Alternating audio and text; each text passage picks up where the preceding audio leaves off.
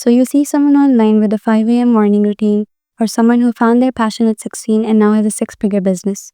And naturally, you feel behind. You try to do what they did. You copy the schedule, the mindset, the aesthetic. You try on their map like a jacket, hoping it'll fit. But eventually, you burn out. You feel fake, lost, maybe even more than before. This video is about that. About the quiet trap of following someone else's blueprint for life and why it never quite leads where you think it will.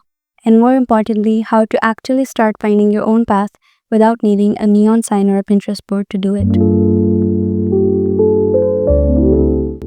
Living someone else's life in your body feels weird.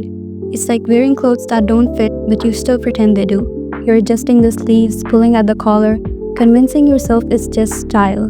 It's not style, it's discomfort in disguise. Here's the thing no one really tells you. There is no universal map to becoming who you're supposed to be. There are guides, sure, mentors, books, ideas, conversations, but a map? Nah, that's something only you can make. And it's frustrating, right? Because you want direction. You crave it. Tell me what to do and I'll do it. But self-discovery isn't a checklist. It's a compass. And compasses don't tell you where to go. They just tell you where north is. Let's pause for a second. Why do we even want other people's maps? Because they look safe. That influencer who wakes up at sunrise and journals by candlelight, she seems to have it together. That guy who moved to Japan and found inner peace, he looks stable. So we think, maybe if I do what they do, I'll feel like that too. But here's the problem. Context. You don't know their reasons. You don't know what they're running from or what they're running to. You're trying to recreate the destination without walking their road. Let's talk about identity because that's really what this is about. Your identity isn't a preset. It's not a pre-built IKEA shelf with instructions. It's more like a thrift store. You try things on, some stings. You have to experiment. And no one talks about how awkward that can feel. You're supposed to have a personal brand and be self-aware and know your purpose all by 20-something. It's wild. Selfhood is slow. It's messy. It's not about finding the right template. It's about building tiny data points from your real life. So let's make this practical. How do you actually start finding your own map? First, discomfort. Not the toxic kind. I'm talking about the why do I feel off right now kind. Listen to that feeling. It's data. If your 6 a.m. runs feel like punishment, maybe you're not a morning person. That's not a failure. That's information. Second, notice your envy. Envy is a compass. What are you jealous of? Not the surface level stuff. Dig deeper. If you envy someone's job, maybe it's not the job itself but the freedom it gives them, or the creativity. That tells you something about your values. Third, pause the comparison game.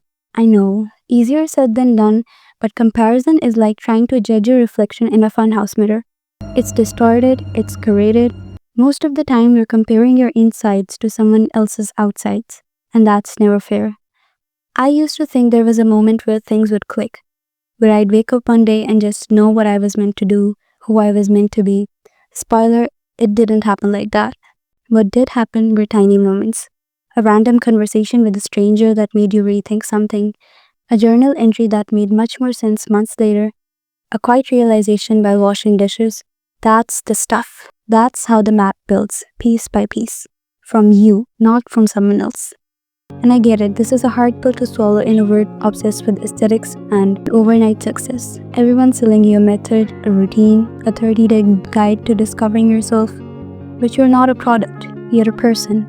You are becoming, and becoming is not a race. It's not linear. It's not supposed to be flashy. It's quiet, sometimes boring, often slow, but it's real. There's a Russian formalist idea that form reveals function. The way something is built, its structure tells you what it really is. I think the same applies to your life. You start to see the shape of it only after you've lived through enough days.